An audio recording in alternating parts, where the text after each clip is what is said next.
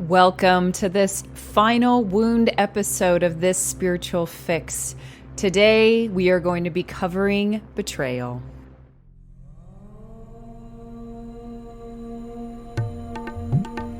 Hypnosis, mindfulness, meditation, past life regression, RTT, spirituality. This spiritual fix. Two mystical mamas hacking the self-help game. With Anna Stromquist.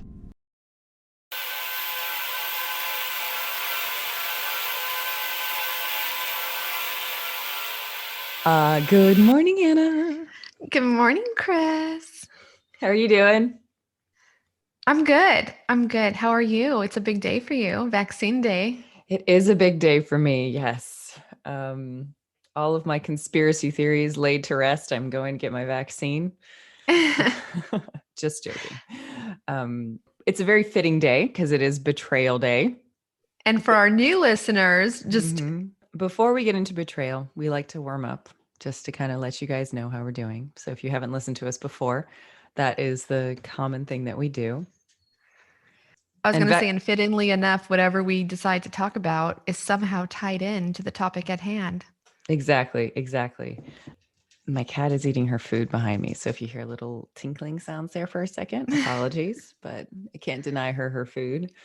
Yeah. So it's vaccine day, and it's interesting because there's this whole intersection. I don't actually know if that's the right term, of new age people who are like, the starseed people from the alien races are telling me not to get the vaccine, and it's a method for control. And then you have, like, obviously all the people in the normal walk of life who are like, I just don't want to get the vaccine because I don't want the government to control me, or it's like, it's more of a kind of a, or I don't trust it or whatever, or it has a microchip in it. And then there's everybody else who's just like, get vaccinated. And it's funny because it's like, I've had so many vaccines in my life. When I went traveling back in my 20s, I got all the extra ones. I got yellow fever, I got rabies, I got, oh my God, just about everything. And it's been only recently that I was like, have been reading anything about like that, or the case, basically the healing work that I did with vaccines, to recognize that there are well-documented cases of polio, giving people like a simian variant of the polio vaccine, making people really sick. And it was like a part of this book that I used to do releases from, that you had to like check to see if people had been contaminated with that. So like, I think going in with eyes wide open and like me feeling like I can do these releases, energetic releases on myself, I'm less worried about it, which is just me being really honest and recognizing that I am a very good mix of like science and conspiracy all in one, and I'm still going to get it. I got it. Yeah. You're good. Go ahead. I'm in a science field and I'm science-based, and I did consult with my higher consciousness before going. My higher consciousness guided me to wait, and because other people needed it more and I needed to just calm my doubts. One of my patients is a geneticist. I had a great conversation with her about mRNA, and it is safer and been used a lot longer than we think. And yeah, she sold me and I got it. Sweet. Anyways. But yeah, one of the things that I wanted to talk about was my, I had this crazy experience with my phone this week. Oh, so yeah, it was really, really strange. So what happened was, on Easter Sunday, there were a bunch of people over at or not a bunch of people, there was like family, like my immediate family, my in-laws were over at my house, and I was looking for my phone, and I was like, where's my phone? I asked the ethers, I was like, where's my phone? Because this is a constant thing for me. I'm continually looking for my phone. I'm like the person who sets off the sound from the Find My Phone like every other day, because I just can't keep track of anything on the earthly plane. I'll just say that. So by the way, my Apple Watch does it for me, and I just ping it on my watch and it finds my phone. Anyways, just side note, it's a great thing to have if you're ADHD-ish. Oh, that's really useful.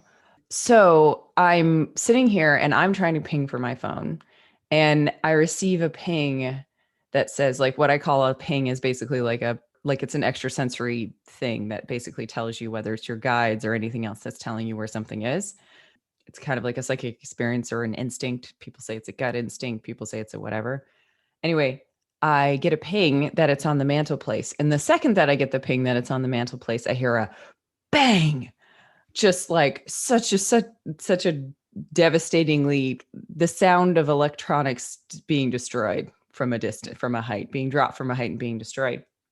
And it was like literally the second I got this. And I go over and my phone has fallen off like the mantelpiece and has been fallen onto one of the stones, the corner of the stones, in such a way that it punctured it. I actually found out yesterday that it punctured all the way through it. Like it literally got like stabbed by a piece of rock. It went through the protective glass, it went through the glass, and it went through the back glass. And obviously through the battery as well because of where it was. And it was so strange because it had been sitting at rest for 15 minutes before that happened. And so here I am like, I wasn't upset because I was just amazed by the fact that the second I got pinged about it, it got destroyed. It was just a strange thing. It was just a strange, like I couldn't tell you what it meant. But then when I went to go get it fixed, the guy was like, everybody's breaking these XR screens. Like we're out of supply. Like we don't have anything. And I was like, there's a conspiracy against iPhone XRs and like somebody set out a curse so that everybody can do screen replacements. I went down a little bit of a rabbit hole. But anyway, it was fun. We've also been on TikTok. We are also started on TikTok. Cringe. Just kidding. Yeah, TikTok. Yeah. It's fun. Talk about forgiveness. It's fun. Mm-hmm. It's definitely my favorite learning platform, being a learning professional. Because with Instagram, you only get to see the people who you follow. So you have to know what you like. But TikTok just knows what I like without me having to say I'm following anybody. Yeah. Yeah. I love it. What about you, Anna? I am feeling really good. I gave up. So episode 13 was The Way of the Peaceful Warrior that we recorded. When we recorded it, I was a little out of it. That's I was either really, I was yes. I was really tired or I was in a Buddha trance. I don't know what happened, but I was out of it. I didn't process the episode at all. And then I didn't actually listen to it till it launched. And I was like, oh my God, like I got to change my exercise routine and my eating habits, because in the episode, you talk a lot about how our body is a machine and like got to take care of it. And, you know, meditation isn't I don't remember what you said exactly, but like I was giving I was putting more weight on meditation and mental state than on like taking care of my body. Whereas before I had kids, I did take great care of my body and I ate really healthy and I exercised hard and long often. But like after kids, it's just really easy. Like when you're taking care of someone who's totally dependent on you, it's very difficult to like justify taking care of things to you that seem optional for you. Yeah. So my eating kind of got off the wagon. My exercise routine, even though I like do walking every day, that fell off the wagon. I didn't like sweat. So anyways, after listening to that episode, I was just like remotivated. So I downloaded the Peloton app, which I love. I'm doing like 4 of those a day on top of my daily walk. I'm sorry, 4 times a week. Not a day. 4 times a week of the Peloton app. On top of my walk, I got rid of coffee, which my acupuncturist told me to do 8 years ago. Because I only started drinking coffee when I had my kids. And because of it, my dairy intake is reduced by like 80% because I put dairy in my coffee. And then I decided to just stop eating gluten. And I'm like only 90%. But I made these changes and I feel freaking amazing. Like I think coffee, I keep hearing in all these groups about hormones, and the acupuncturist told me that like the oil, it's not just the caffeine, there's like oil in the coffee wreaks havoc on a woman's hormone system. And like I'm in my PMDD week, which for anyone following is premenstrual dysmorphic disorder, which is like severe PMS to the like PMS squared or PMS cubed. It's just like really rough. And I am in that week. I am in those days, and this is the supposedly the worst time of the month for me. And I feel great. I feel better than I do during my usual good days. And I really think it's because I've amped up my exercise. I got rid of coffee. The dairy and gluten, I'm on the fence on like whether or not that's helping or not, but I'm just going to keep doing what I'm doing because I feel like a peaceful warrior. No, I feel really good. I feel Yeah. really, really good. And I wonder why I didn't do it sooner. Like motherhood is such a great excuse for taking shit care of yourself, or parenthood, I should say, but I think mothers, for whatever reason, societal or biological, like we end up, in general, mothers, we end up sacrificing more. Yeah. Or giving up more, I should say, because it doesn't feel like a sacrifice. It feels like a choice. But anyways, that's where I am. I'm feeling really good. I'm feeling really optimistic. I'm happy that my moods are way more stable since getting off coffee. Yeah.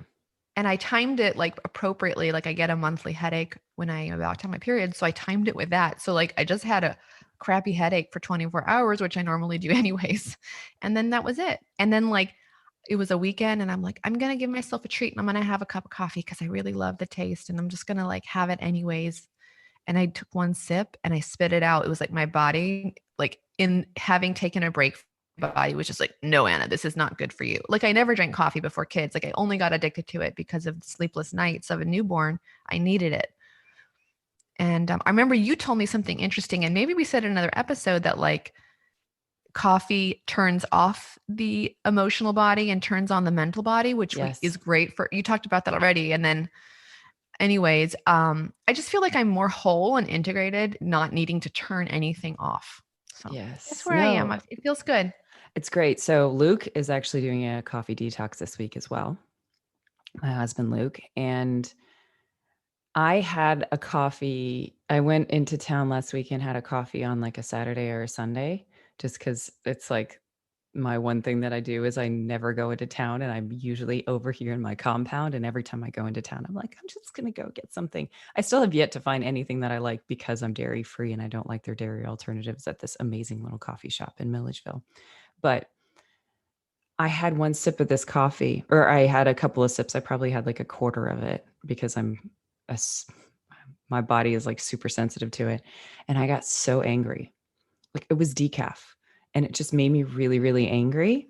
And I looked at Luke and I was like, what is going on? I feel like I've been so good and even keeled and I'm not having dairy and I'm just drinking coffee. And I feel like I want to kill everybody in a not actual way.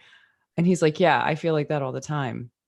What? Like, Luke? He's so calm. That's scary. No, but he doesn't feel like he wants to kill everybody. I'm kidding. But he gets really angry. Oh, okay. Really I was like, wait, angry. he wants to kill everybody? He seems like the most peaceful guy ever. Well, that's the thing. So it was so interesting because he stopped coffee this week, maybe because he was planning on doing it anyway. And I think the conversation, or maybe because he listened to the Peaceful Warrior episode. maybe. Just kidding.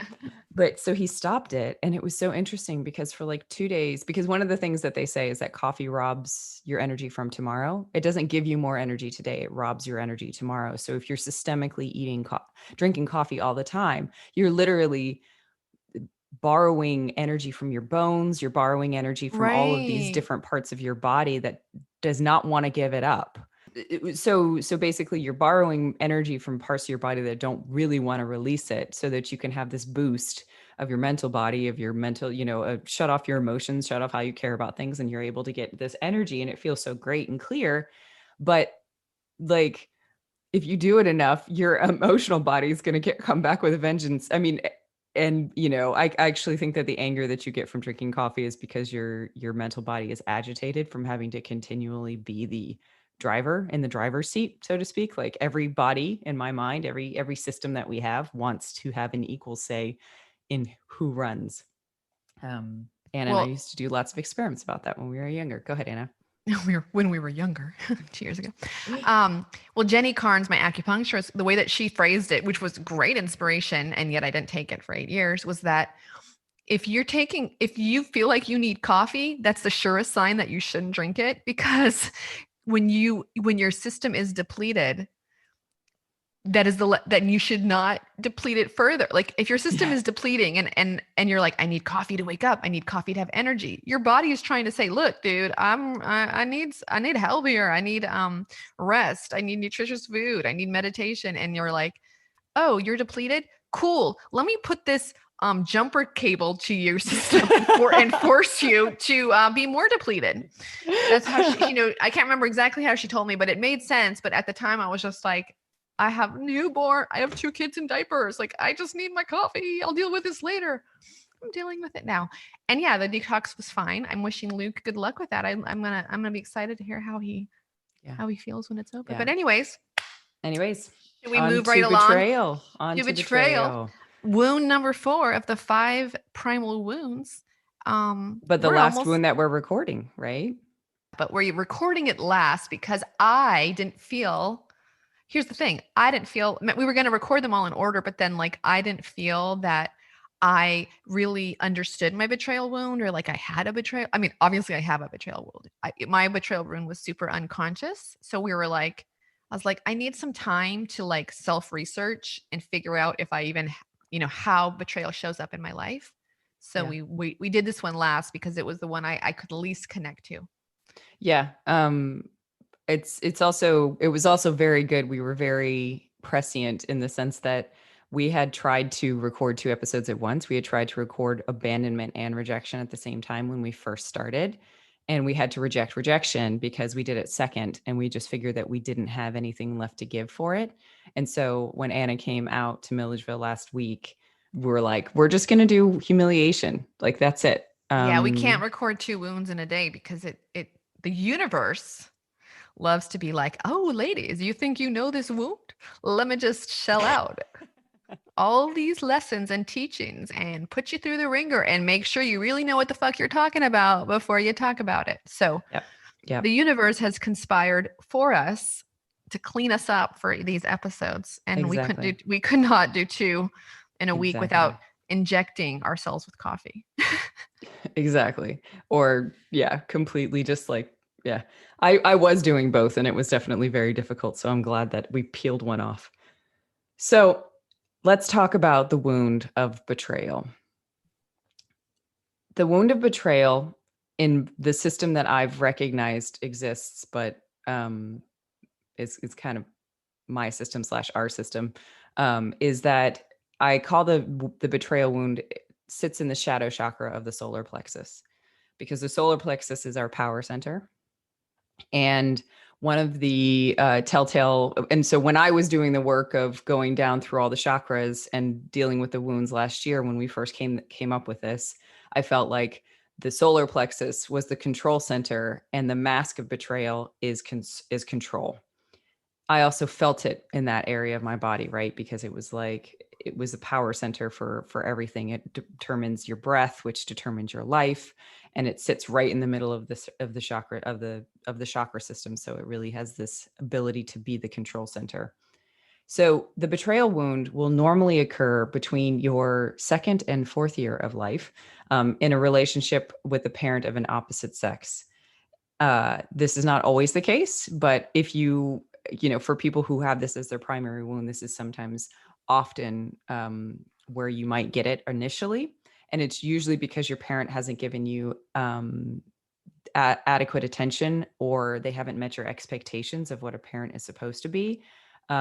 Or there are a lot of unfulfilled promises, lies, or signs of weakness. So it's a very interesting thing so that can be one of the initial reasons that betrayal shows up. But I kind of want to touch into a lot of the nuance of betrayal, because when people think of betrayal, maybe the first thing they think of is, my partner cheated on me, right? Right. It's like the number one betrayal that we can think of here, but it's a very good model for how we can look at all of betrayal. Mm-hmm. So cheating, you have a promise that gets made.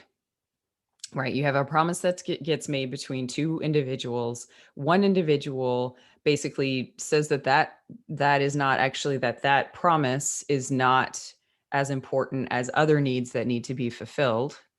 And therefore they take they basically they actively break a promise in exchange for something else. So they break trust, they break A vow. a vow, And they do replacement, which is like they go and yes, they they're replace, finding right, the person who's supposed to be your one person then gets replaced with another one person, right? So it's kind of got this really interesting mixture of it basically causes a knock on for a lot of other different wounds, because the person who gets betrayed often feels humiliated because they're like, well, why,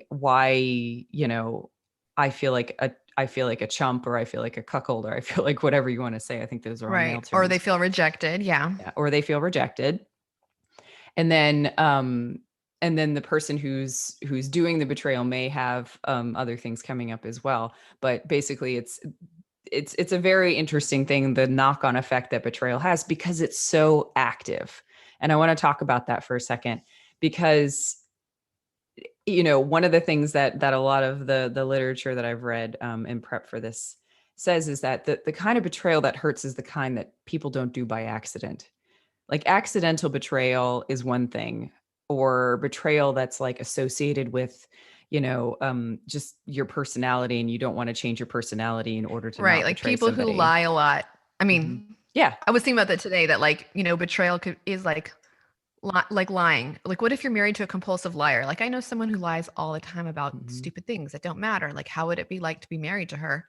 And I was thinking, you just have to accept that that's just how she is. It's not intentional. But anyways, that's a total side story. But Yeah. yeah, Yeah. like subtle lies, Yeah. there's subtle disappointments. Yeah. And so the closer the betrayer is to you, the ultimate being you betraying yourself, which we'll get into, but the closer that the person is to you, the more it hurts, because the more you recognize that the fundamental foundation of your trust has been blocked. So if someone abandons you, that's more of a passive thing, right? Like, yes, they're breaking, like if it's a parent who's left, yes, they're breaking a bond of I'm your parent and I'm supposed to do this, but maybe they've died, or maybe something else has happened and they're just going towards something else and you happen to be left behind. Whereas betrayal is an active, I know I am promising you that I will never leave you, and then actively leaving that person, right? It's like it forms a more active version of it. Um, so one of the things that and that's actually one of the precursors that people say about betrayal, is that it's usually breaking away from something that has been explicitly or implicitly established beforehand by one person, right? But I also want to talk about a number of different kinds of betrayal here real quick. And I put them into five different, I put them into five different categories. The first is betrayal of the body. I talk a lot about betrayal of the body in the second episode. And so I really would encourage y'all to go back to that, because I talk about how I really went through betrayal. The first time I went through it was when I went through it by experiencing it within my own body. The second is betrayal of nature. And the reason I say this is because last night I had a dream. I asked for betrayal dreams last night and I got them. Yay, thank you. So I had this dream last night and it was really pretty amazing. But there were wildfires everywhere. And these wildfires all had these, basically, it was some naturally occurring phenomenon in which, right next to the most intense heat at the edge of the fire, there were these big cold patches, right? So it was basically like a strange kind of like thermodynamic shift. And so you could exist right next to a fire.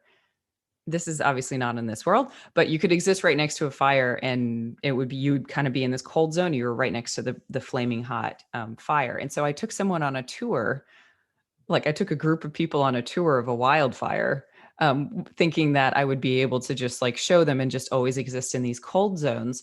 But something happened in the balance, right? And Mother Nature, if you want to say, or the soul of the fire got angry that I was doing this and thought that I betrayed them. So they basically got rid of the cold zone.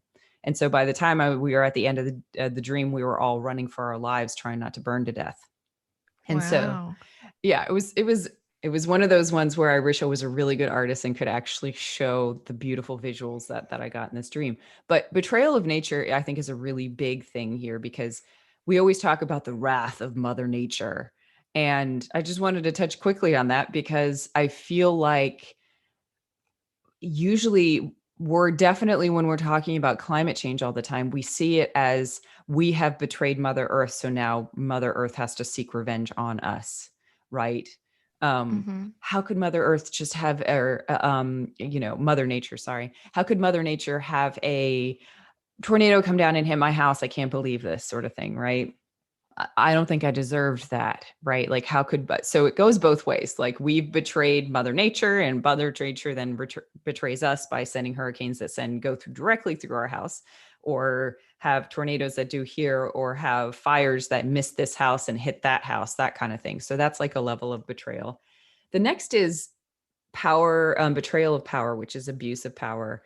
And you hear this one a lot in the news. This is like doctors who are sexually assaulting their patients is a very great example of this, because there is an implicit and an explicit agreement that I'm going to give you access to my body and you have to take advantage, you have to take care of that.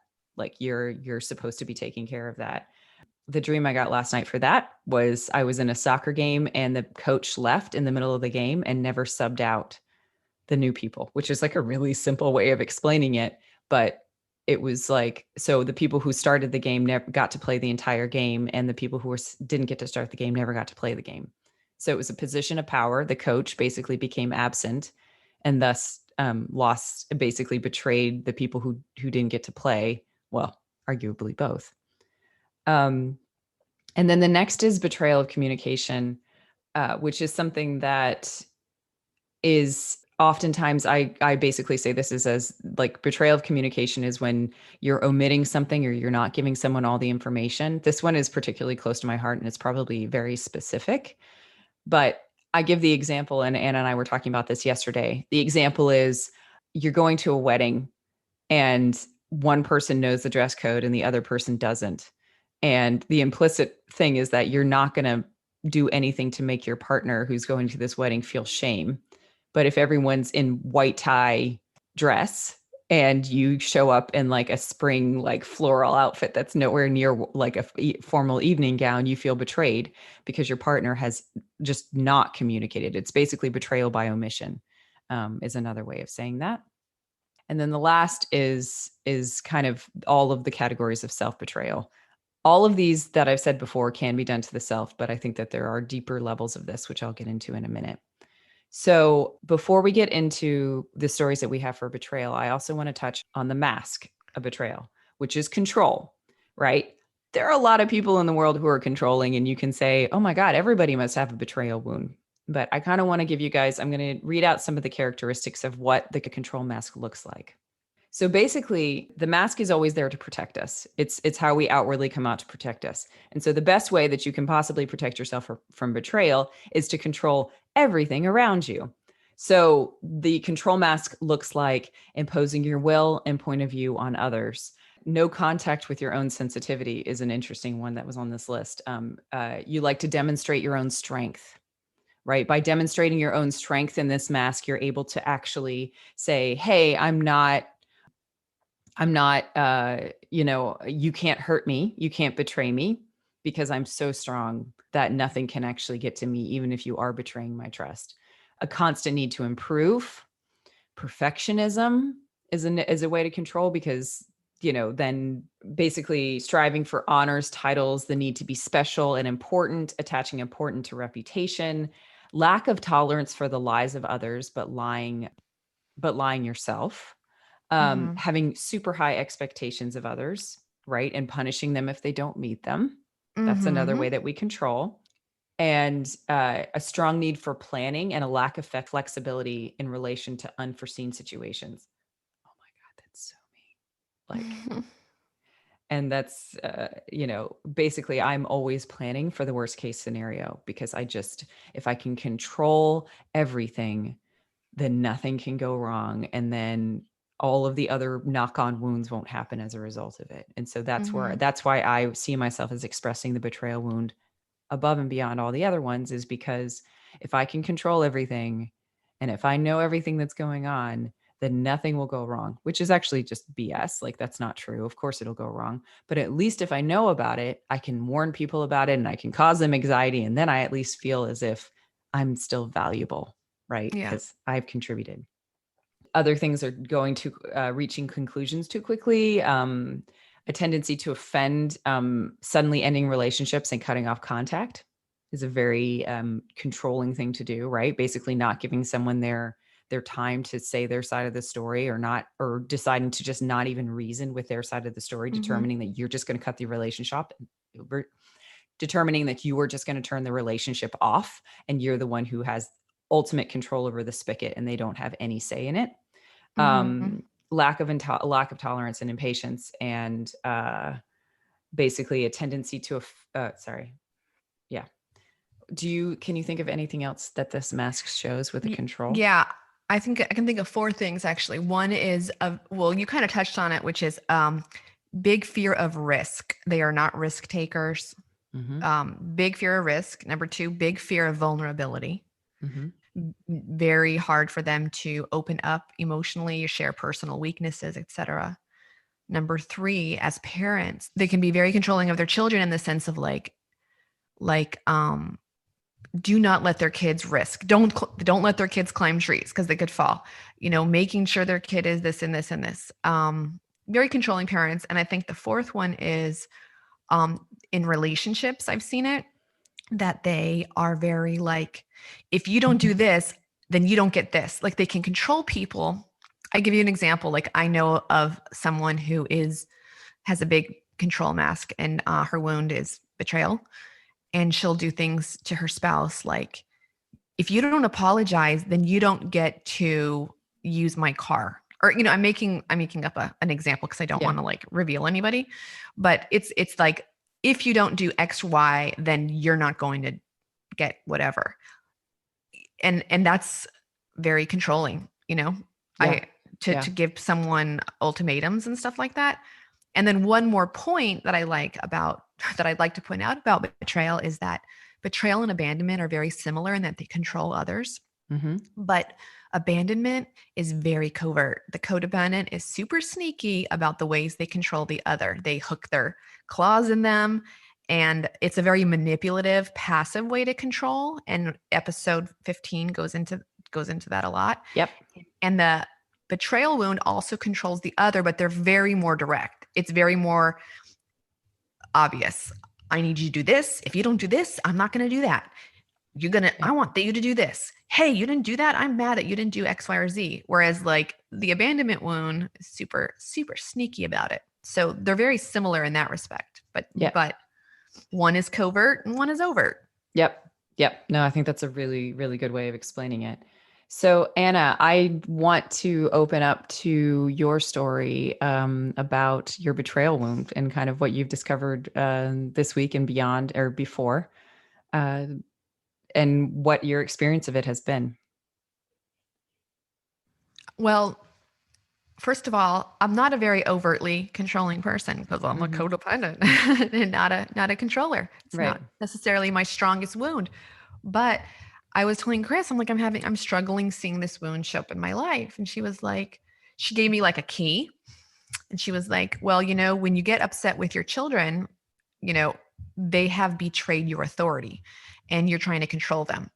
And I started to notice, that was kind of like the key that opened the door. I started to notice that when I asked my kids to do something and they didn't do it, and it got me mad or annoyed, and I would be more controlling, like, no, you need to pick this up now. I realized it was coming from, betrayal of authority. I'm your mother.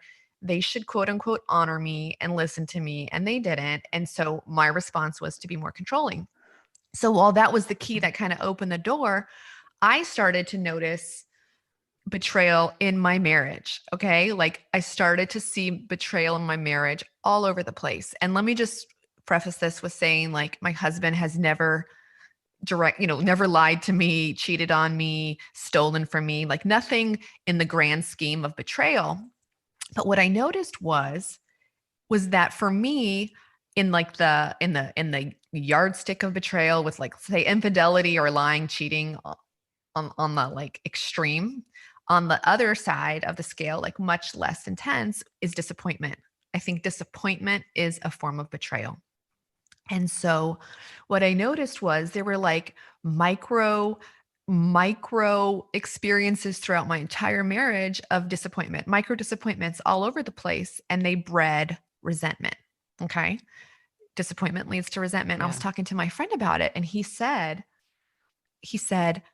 resentment is the tax you pay on a long-term relationship. Just like every long-term relationship has resentment, and that's just part of it. It's just like part of it. Mm-hmm. I thought about it. I'm like, he's right. Like, it's really normal. Like long-term relationships, most of them have disappointment and resentment in them coming from disappointment being a microcosm of betrayal. And I was like, but I don't want that. I want an exceptional marriage. I don't want a marriage with little sprinkles of resentment in it. So I'll tell you what we're doing for that now. But the point is that I didn't really see betrayal in my life that much. But then when I perceived it more as small little ways that I got disappointed, I could see it all over the place. Like such little subtle, innocent things. Like, my husband saying he will be in charge of taking out the trash every weekend, but 6 out of 10 times he forgets.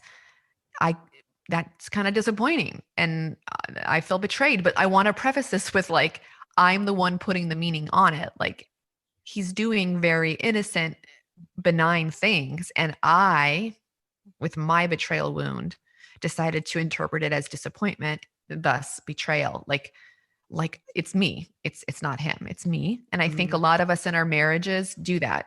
We infer disappointment and betrayal on things that aren't necessarily that. Yeah, but at the same time, give yourself some credit too, in the sense that, like, if you've made an agreement with someone, especially if the agreement is like, especially like if it's like, hey, I know I'm really busy at the moment, I'm going to do this one thing, and that person doesn't do that one thing, then you have to do it instead. So then you have to perform a self-betrayal, because you've basically made an agreement with the other person, and you're like, hey, we made this agreement and you haven't done it. And so I can either go and try and control you and make you feel guilty and make you do it, or I have to do it for you, which to me feels like a self-betrayal, because you're just like, it's not having it. Maybe it's just a codependent thing, because it's like, it's not having the boundary that says, guess the trash is just not going to go out, like, because did you ever do that? Or what, did you always do it yourself if he didn't do it? I would always take it out, because then we'll have too much the following week and it will overflow. And, of course, because that's what your mind does. Your mind thinks about all the different things, but it still is compensating for someone else's disappointment. So I just want to say that, like, in the sense that I can definitely see how it's you, but at the same time, like, on the earthly level, on the small self level, there's also a level of self-betrayal going on if you do something that the other person doesn't, right? Maybe. Okay, well, here's a good debate we could have here. Yes. because this is the question to ask yourself. Okay. This is the ultimate question when it comes to betrayal. Is life being done for you, or is life being done to you? So if I'm walking around with the attitude that life is being done to me, then fuck, I got to take out the trash again. Well, this sucks. But if I approach it like life is being done for me, I can say, you know what? My husband works really hard for my family. Hey, I don't even have to justify it. He's sleeping in. I don't have to just go into the justification. And I can just say, I'm taking out the trash because I love my family and I love taking care of my family. And I'm just going to do it. And life is for me. Life is helping me break down my ego and break the betrayal wound down. Like, I don't want to roll in, he should have done it. Fuck him. He should have taken out the trash. I don't want to roll in that. I've done that. I did that 5 years ago. That's where I was. I was like, fuck him. He should have taken out the trash. And now when he misses it, I'm like, he forgot the trash. You know what? I'm going to surprise him and I'm going to take it out. And trust me, when he wakes up and sees that I did it, he's very happy and very grateful. So I could approach it at the end of the day. I could approach it like for all forms of betrayal. Like, is it being done to me or is it being done for me? And I'm consciously choosing to believe it's being done for me. Mm-hmm. I'm not the victim in this. Yeah. If I wanted to, yeah, I could let the trash pile up and then he'll have to drive it to a dump or something. But and that's controlling. And that's just, I don't want to be that person. No, that's great. And that is totally indicative of why betrayal is my major one. Cause I'm just like, that person broke his promise to you and he has got to pay for it. Like I still definitely feel like that especially when it comes to like earthly things. Like, I think that has a lot to do with injustice though, too, because like, is it really fair? Is it really fair that I have to like continually make up for you forgetting to do stuff? But my husband does it for me all the time. Like he literally is continually probably making up for my lack because I'm such a person that I'm just like, oh wait, I'm supposed to clean all right. I just got into this thing and I've been editing it for all this time and I can't clear the kitchen tonight. Yeah. So I'm grateful that I'm around people who are teaching me to not be so kind of injustice-y and wanting to control others by making them feel bad that they've betrayed their promise. Right. And there's probably countless times, not that I need to justify it, but there's countless times that I said I was going to do something and then I got tired or I got distracted and I didn't do it. And and he doesn't perceive it. He's really good about not perceiving the bullshit that I do as against him. Like life is happening to you. He doesn't. It's just happening for him. However life shows up, it's for you. Yeah. All right. Well, I'm really excited to hear how you've healed that with him in a second. I'm just going to go quickly into my wound and how it's shown up. And so this is hard for me to say, to be perfectly honest, because it's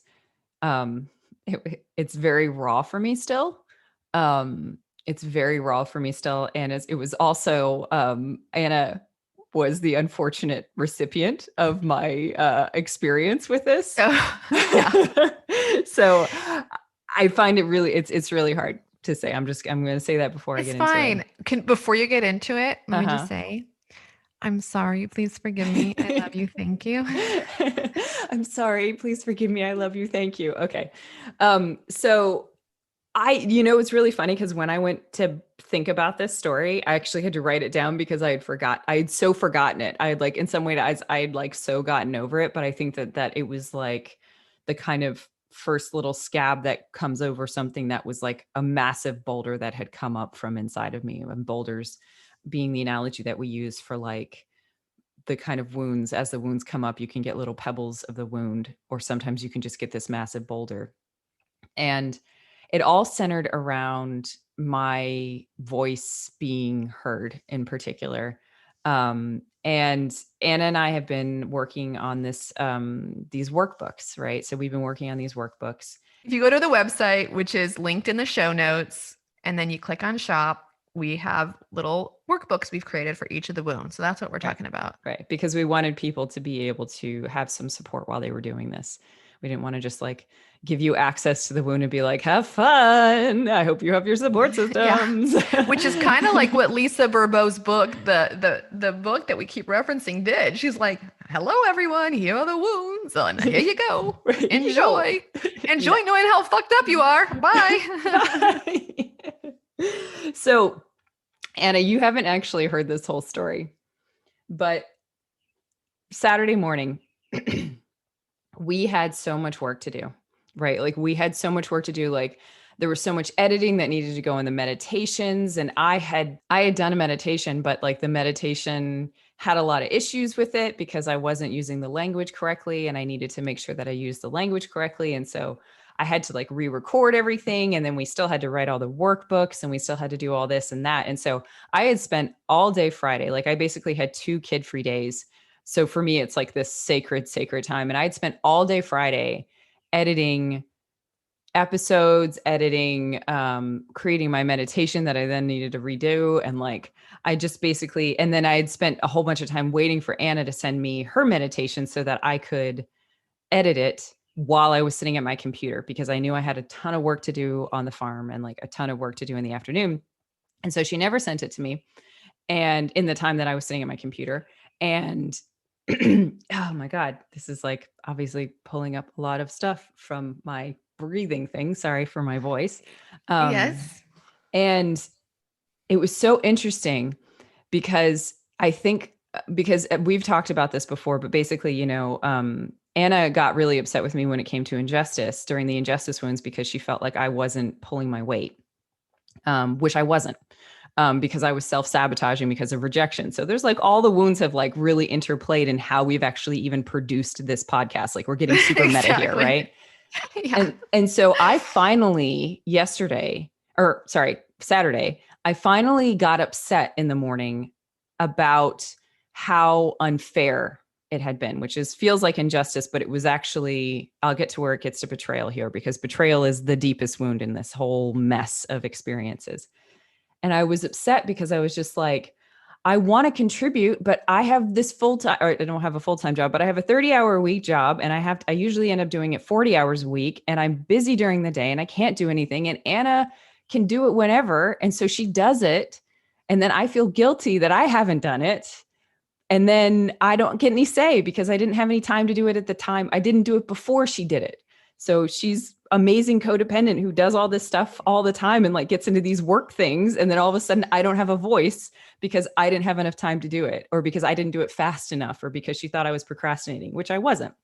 And so I got myself into this tizzy because I was just like, where's my voice?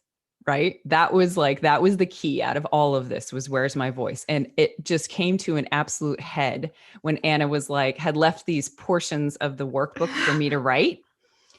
And we then go in my codependent, right. overperforming. Yeah, you go ahead. Yeah. No, so basically, so I had looked at it on Friday, and in Friday it had just said, intro, Chris, write this intro, right? Like totally blank slate. I can do whatever I want. I go into there on Saturday morning and she's written an outline for me, which I'm just like fucking seething about, because I'm like, are you kidding me? Like, I'm supposed to be doing this. I know in the back of my head that Anna is doing this because she thinks she's helping me. She thinks she's making my life easier, but I'm just like, you've just completely stifled my voice. I want to be able to write this, right?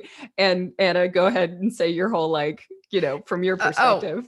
Well, from my perspective, it's just funny. This is how wounds collide. Hers primary wound being betrayal, and my primary wound being abandonment. The abandonment is a codependent. The abandonment's mask is the codependent. So in the codependent overperforms and overfunctions and tries to save others. So she was upset about how much work she had to do. And I was like, I had left her all these parts in the workbook to fill out. And then like, I thought, well, gosh, she's got a lot on her plate. Why don't I just go in and write them? And then all she has to do is tweak it. And then she only has a 10-minute job instead of a 2-hour job. I'm going to go in and do it. So I put another hour into this workbook for her, thinking I'm helping her, thinking I'm making her life easier. Little do I know I'm triggering her betrayal wound, and she's feeling betrayed because she's feeling like I'm not letting her have a voice in the workbook, which was like, it's just funny, not funny, but I mean, this is how wounds collide. I mean, it's like, hilarious, actually. It's like in my overperforming, trying to contribute and help, I actually fucking made everything worse. But I had a good intention, but I was just blind to I was blind to the way that would impact her, because in my world, that's what I would, because me as a codependent, that's what I would want someone to do for me. I would want someone to take care of me. I would want someone to do as much as possible to make my life easier. But and I would be more interested in being helped than I would with expressing my voice. But for you, it's totally the opposite. And I'm sorry. Please. No. But this is why it's so interesting, because it culminated. The moment it culminated was when we were both. I basically had said I was going to go into this, and Canva is not like, we use Canva, and Canva is not like Google Docs. Like, you can't have two people writing at the same time. Like, it just doesn't work. So we kept kicking each other out, but I just thought it was a fluke. I didn't realize that you were kicking me out. Right. Not only that, but everything I wrote was being deleted. Literally everything that I wrote, I would spend all this time writing something and thinking it was really good, and then it would just disappear and be replaced with Anna's words. And I was like, Chris, what the fuck? So Chris, my question for you, was that being done to you, or was that being done for you? Oh, I can see it both ways. I can completely see it both ways. Oh, I was hoping you had gotten to the point where you were like, it was being done for me. Oh, well, no, I mean, well, yeah, because that's the thing. Like when I say this is raw, like, but the thing that, yeah, so I'm gonna Get to the process say, how you, okay, yeah. I'm gonna get to the process before, but I'm actually gonna jump over to you, Anna, because I'm gonna leave everyone in suspense, and I want to talk about how you healed your betrayal wound, Anna. Go ahead. Okay. Well, when we say I've healed my betrayal wound, or when we say we've healed anything, we've taken out a lot of pebbles on the top or removed a boulder or two, but it's an infinite silo, as the analogy that we give in episode 15 about, these wounds are like we have a silo of them, and there's some are boulders, some are stones, some are pebbles, and yeah, this is how I've removed a lot of pebbles and stones and maybe even boulders off the surface. Okay, so I'm doing three things. Okay. First one is just awareness, being aware of it, meaning if my child disobeys me, just being aware of that, like just being aware of the feelings that come up when they don't do what I say, like how can I serve them versus making it about me being betrayed? Okay? Because as a parent, my ultimate goal is to serve my children to be the most whole, kind versions they can of themselves. And if I'm getting sidetracked by my own betrayal bullshit and need to control, I'm not totally serving them. So just finding new ways. Like I'll give you one like example was it's spring break, and normally I come up with the agenda, which is very controlling.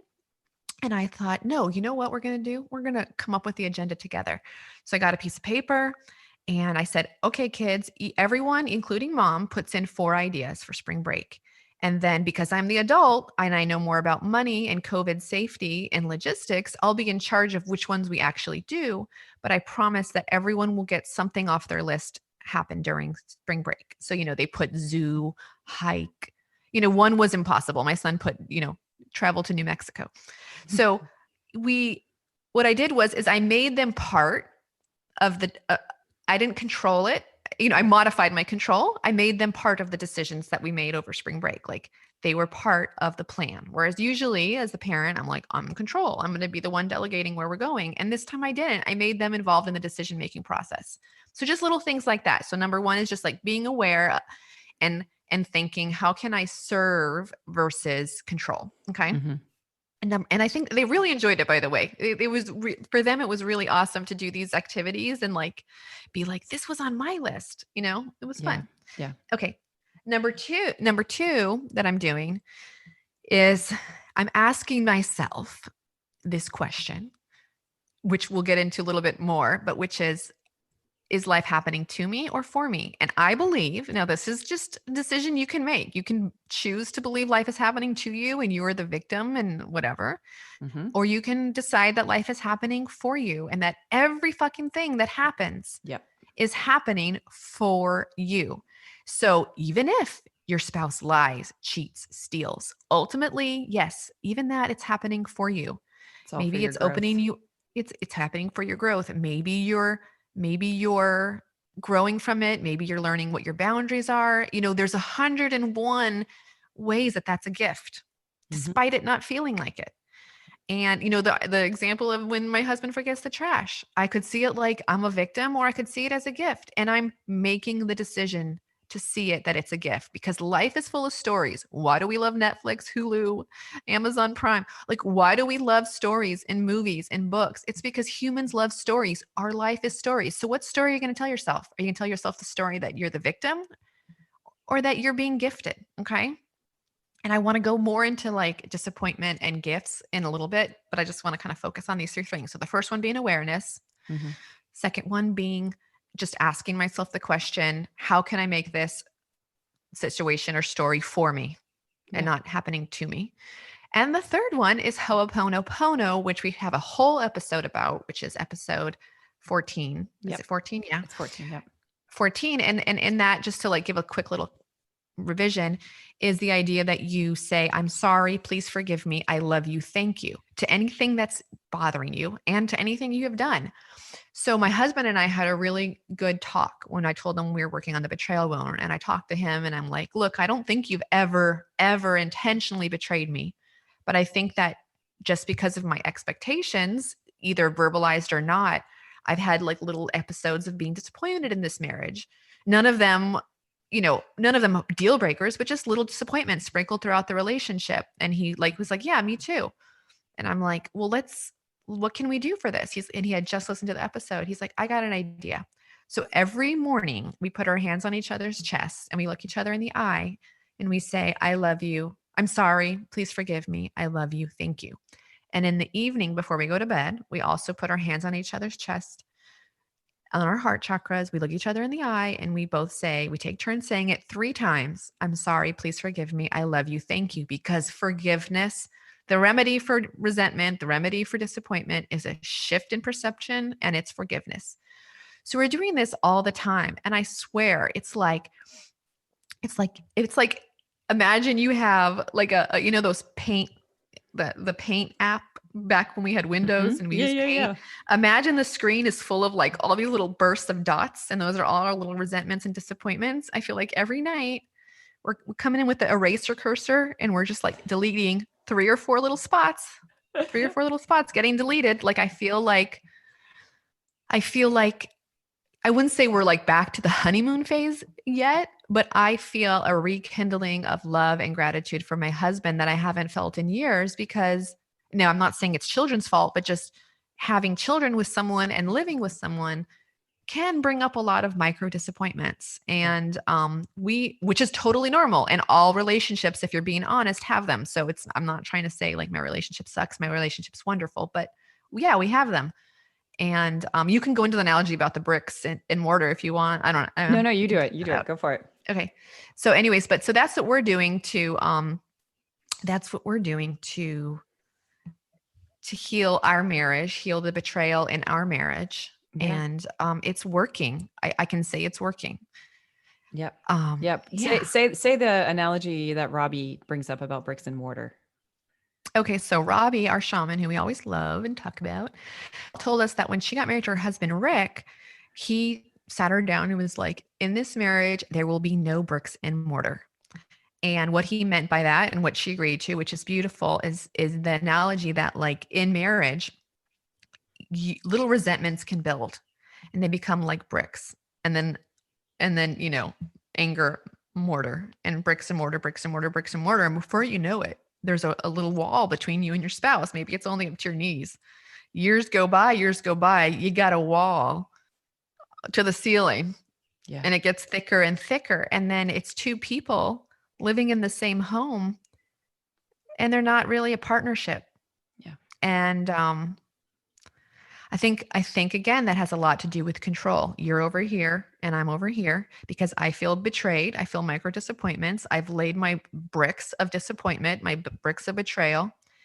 And then I'm controlling myself. I'm protecting my vulnerability by staying on my side, and you protect yours by staying on your side. And we never come together. And I've seen marriages like that. Are they living in the same home, separated by a wall of bricks? So how to tear that wall down is forgiveness and vulnerability and letting go of the need to make things fair, letting go of disappointment and seeing the world as like happening for you. The world is happening for you, not to you. And our spouses are microcosms of the universe, and everything your spouse does, whether you like it or not, is happening for you. Yep. And also you don't need to be perfect in your relationship. You're not any less worthy of love if you come across as not being perfect and in control of everything. And I think that's a huge part of it, because that vulnerability that we're talking about is that vulnerability that comes when you're saying, hey, I actually don't, I fucked up. I'm not perfect, but I'm still worthy of love. And you know what? It is far more attractive. To me, one of the most attractive things is for a partner to be like, hey, I fucked up and I'm sorry. And they admit being wrong. That is far more attractive to me any day than them coming to me with like a manifesto of all the reasons they're right. Yeah. That's not a turn on. Yeah. I would be interested in a follow-up to this to actually have a conversation with men about this, because I know that both of our husbands on different occasions have been like, we can't be vulnerable to y'all.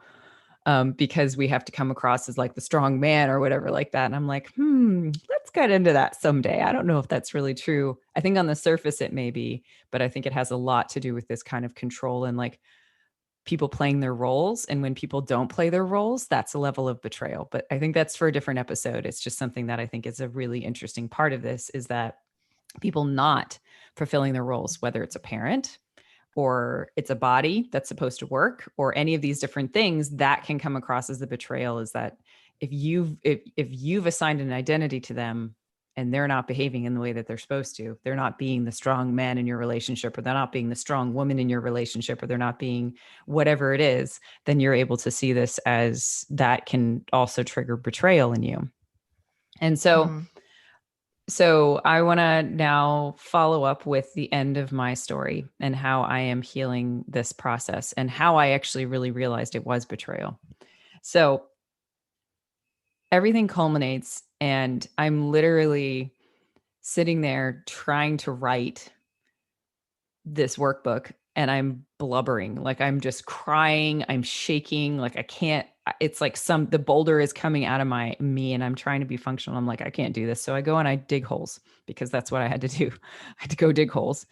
And so I go and I dig holes, and I'm just like, the anger is just coming up. It's just rolling up in me and just being like, at first it's just Anna. And then I'm like, oh, fuck that. I know this. Wait, I know how to do this. I've done this so many different times. It has nothing to do with Anna, nothing to do with Anna at all. This is me. What am I saying to myself? Like, what is going on? Betrayal is what feels like is coming up. I know that I'm in the betrayal week. What am I learning about betrayal? And so I just keep asking myself. So what I did was the first thing I did was I recognized it had nothing to do with anyone outside of me. It was me. And then the second thing I just did is I kept asking, because it was really hidden deep. Like, it was really hidden deep to be like, I love Anna so much with every fiber of my being. She is such an amazing partner. She's doing all of these different things. Why am I trying to destroy this thing by like having this stupid irrational anger? And like, there was a certain amount of self beating up at that point, to be like, why am I doing this? Like, why am I trying to destroy something that works? And it's like, yeah, it has its moments, but like, it works. Like, we are both in a self-development, like we're both in a self-growth thing where we're always trying to become better partners with each other and understand each other better while we're producing this. Why am I trying to destroy that? And ultimately then you bashed your phone, telekinesis. And then I bashed my phone, right? Because I just needed to because that was a form of self-hatred, right? So that Side note, no. Side note, that was like that. I literally just opened the biggest loop ever. I think when the phone exploded, yeah, that was the anger. Yeah. Anyways, it's a really good point, right? Because that is a totally good point. But what it came down to was that I started to recognize that the reason that I was so upset was because my voice was being stifled. But it wasn't because Anna was stifling my voice. And it wasn't because the timing was off. And it wasn't because of all these very specific human small self things that came up. It had to do fundamentally with all of the self-sabotaging that we do. We talk about this in the rejection episode of like how I anticipate rejection by not putting any of my stuff out there. But ultimately, that rejection is actually seated in a self-betrayal. I have a certain amount of power in the world, right?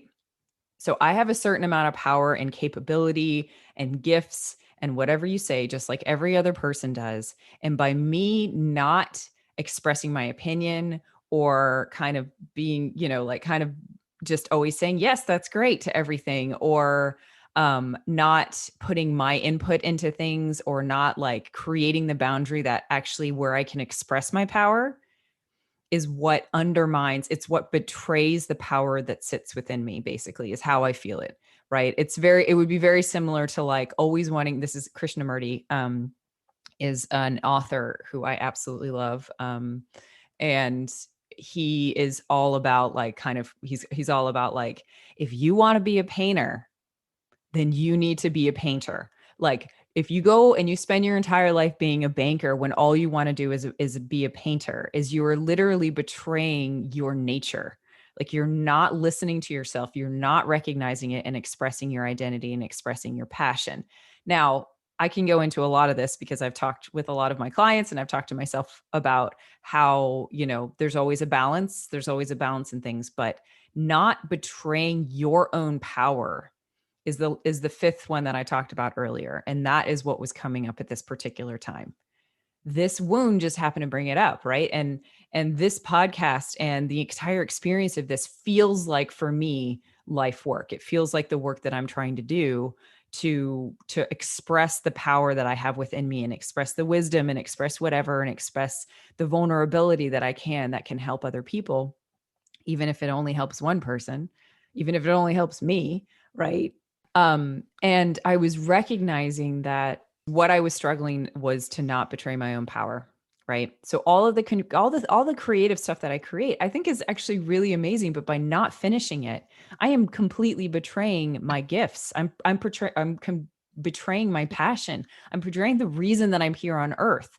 And because I'm continually self-betraying in that way, because I'm continually not expressing and not finishing things, it doesn't have to do with what I have as my occupation. It doesn't have to do with anything else. It has to do with finishing something and being okay that it's not perfect and releasing it, because it'll never be perfect to anybody, right? But I'm trying to control the outcome. I'm trying to protect myself, right? So ultimately,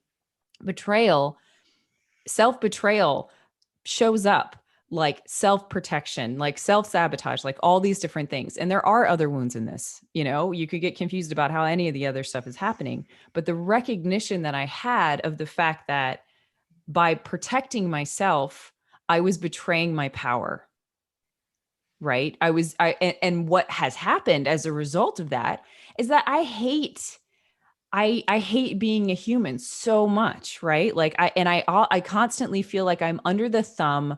It goes exactly back to what Anna was saying about to and from, but I constantly feel like I'm under the thumb of some unknown authority that is going to end my life at any possible time, that is going to make me sick at any possible time, that is going to do all this kind of stuff. And it becomes this massive distrust and betrayal with the universe or God or whatever the governing power is in your life. And that is, to me, what the essence of the betrayal wound has been to me, is this ultimate victimization to say, I have no control over my life. So let me try and control everything that I can, even if I can't, right? Like, let me become this like perfect thing that is, never actually really going to be perfect, but let me try and become perfect. Let me try and control everything around me. And let me try and protect myself, because that is going to protect me from all the uncontrollable bullshit that is in the world that I cannot control. Right. Mm-hmm. And if I feel like the whole world is doing stuff to me, and I feel like I'm constantly being betrayed by this universal power who's not telling me what's going to happen and who's not doing all this kind of stuff, then like, how am I supposed to live? How am I supposed to live from day to day if I can't just try and like put overt control on everything around me? So you can tell I'm like still processing a lot of this stuff. But, if I want to summarize all of that I just said, I want to summarize to say that like, we do a lot of things in the mask of control for people who fundamentally feel betrayed by having to be on this earth. Right? Especially that's compounded if you feel like you have a purpose and a power in the world that you are not expressing. Right? Nothing to do with power, like nothing to do with control. Like power and control are not the same thing. Power is the raw expression of your passion and your purpose and all these different things. And it has no regard for what happens in the external environment at all. Right? All that it has to do with is, I am expressing the power that is in me, and my light is going to shine however bright it's going to shine. And I'm never going to dim it for other people. And I'm never going to pretend to be other things just to make other people comfortable. Right. And so for me, I have these two layers of this wound, which says, first, I don't trust the power that is governing me, which is life and humanness, because it's vulnerable. It can die. It's just a bunch of bullshit. Like it can turn south at any point. People can be taken away from you from any point. What a fucking cruel joke this is of life. Right. Like that's the one level.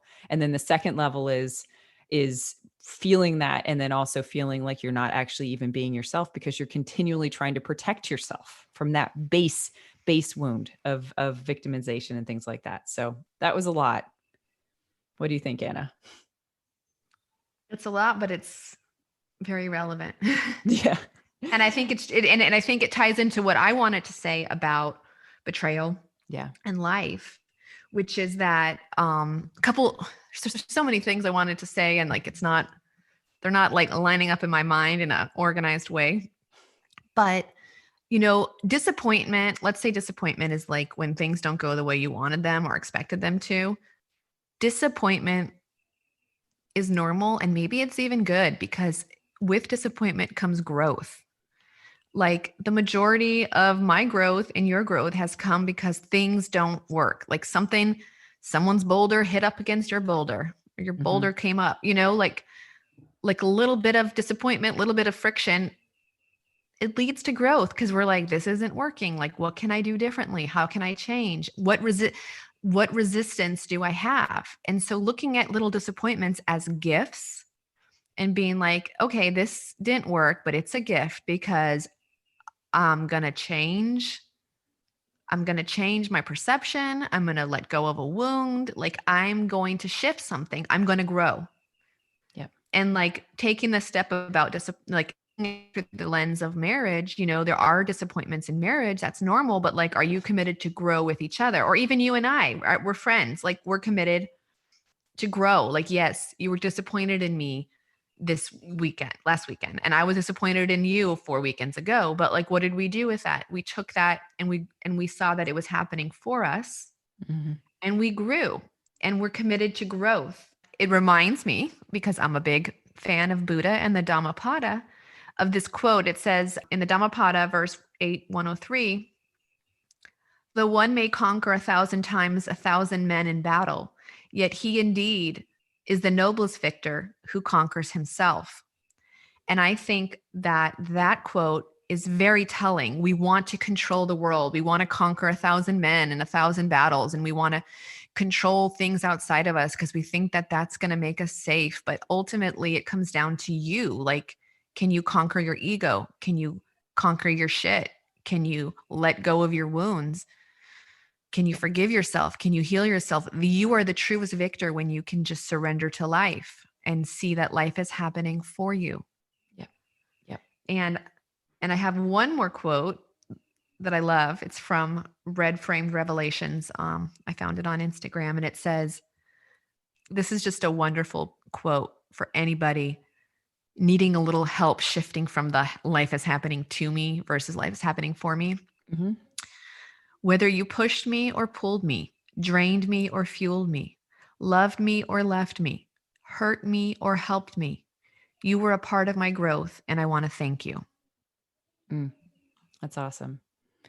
And to kind of tie up the kind of where I'm at after this process, I started with forgiveness in the same way, right? And recognizing I've had that lesson multiple times, and yet it had to come deeper this time, right? Like, it had to come deeper because it was like this fundamental schism that I was having with my humanness and the vulnerability of being human. And one of the practices that I did was that very thing, was like recognizing that everything is medicine. Everything in life, like, that's the way I think of it for some reason, is everything is medicine. And if everything is medicine, then you can be ultimately receptive to everything in your life, and you can choose to treat, or everything is food, is actually how I've said it in the past. You can choose to say, I don't like this food, and you can stop eating it, but it's all food. It's all nourishing your body, right? Like, it's all there for your growth. And like, that shift is massive. The other thing that I feel is helping me, besides constantly practicing forgiveness and self-love in this process, is recognizing that in some ways, the betrayal of your own power by expressing your own power and your own humanness without care for who you're, for just letting your light shine as much as it is in whatever way you want to be passionate, is somehow acting as the antidote for my general fear and distrust of life.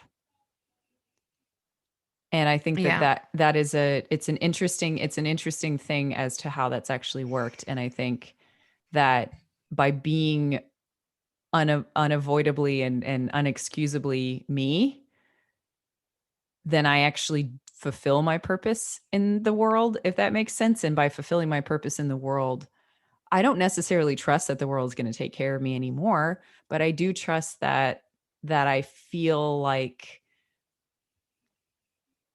at least I'm taking this moment right now, even if the moment gets taken away in 5 minutes. But I'm taking the moment right now to be everything that I can be and be everything that I am right now. And that's what I'm supposed to do. That's like what I'm meant to do. And that is a fundamental self-love that betrayal takes away. It's a fundamental lack of trying to protect yourself, which is what we're trying to get away from, right? Is trying to protect and control everything. It is unequivocally just saying, this is who I am in this very moment, even if this moment is not going to last the next moment. Maybe the expression of me dying and dropping dead on this microphone right now is an expression of me being myself and being my power and fulfilling my purpose. And that is what is important. And I think, that is the advice I would give to anybody who's in a very similar position to I am right now. And that this betrayal comes into such this deep disdain of being a human and not trusting the world, is just do your passion. You don't have to do it as your occupation, but you do need to just, what is it? Completely authentically be yourself. Right. In every moment. So, yeah. Yeah. I think it ties into, like, we talk about this in the other episodes, that for every mask or every wound, you have a corresponding life lesson. So like abandonment's life lesson is emotional autonomy. Mm-hmm. The person with the rejection wounds life lesson is to face their problems maturely and not run away. The person with the injustice wounds lesson is flexibility, like flexibility of opinions, flexibility of view. And for the betrayal wound, the life lesson is self-trust. Yeah. So you can trust others and you can take risks and you can be vulnerable when you actually trust your back. When you got it in your mind and in your heart, you're like, I have my own back. I've got my own back. And that's fundamentally, if you're dealing with a betrayal wound, you got to focus on self-trust and having your own back. And going into that whole Dhammapada quote about being your own victor, because if you've got your own back and you trust yourself, then you can fulfill your passions, and then you can be vulnerable, and then you can take risks, because you know that whatever life throws at you or whatever anyone throws at you, you have your own back. You're going to be okay because you got this, and you're not going to betray yourself. And the more authentic you are with yourself, and the more you trust yourself, and the more you've got your own back, you're not going to be paranoid as your spouse cheating on you. You're not going to be paranoid as that person lying to you. You're not going to be paranoid is that a risky situation. If you can trust that you got your own back, and ultimately life has your back too, but that's a little more esoteric. But if you got your own back, you can do everything. Yep. Not everything. You know what I'm trying to say. You do everything that's in your purpose, that's within your realm. Right? You can follow your own heart. You can take risks. You can be vulnerable. You can let go of control. Exactly. Because control is all about how can I control the outside world to protect myself from terrible things that are inevitably going to happen. And that's just not the thing. If you trust yourself and you express your power and you are authentically you in all of your brightness and all of your shadows and all the other bits, like all of that, if you're just that and you're unequivocally you, and you never compromise that, then nothing can touch you. Even if something happens in the external environment, nothing can touch you.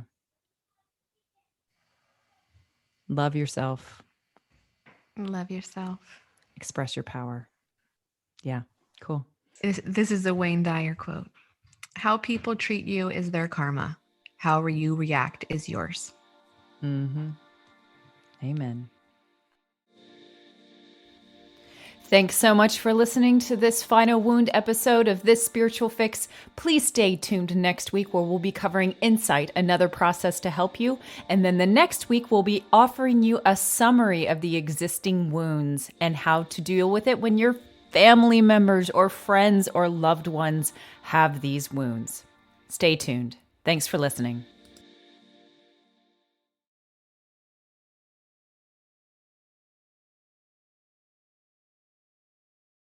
Hi, Kristina, co-host of This Spiritual Fix. Has listening to our podcast stirred up something for you with the Primal Wounds? The good news is you have access, and that is the first step to transforming these wounds. We created support packages to help you through this process, and they're available on our website, www.thisspiritualfix.com. These packages were designed by Anna and I, combining techniques and hacks from our own experience working through our own wounds. Each packet contains a workbook and 2 meditations, one about forgiving those who have wounded you, including yourself, and one about reprogramming old beliefs. You can buy an individual support package, or for those next level processors, all 5 packets: abandonment, injustice, rejection, betrayal, and humiliation. Available on our website in our shop.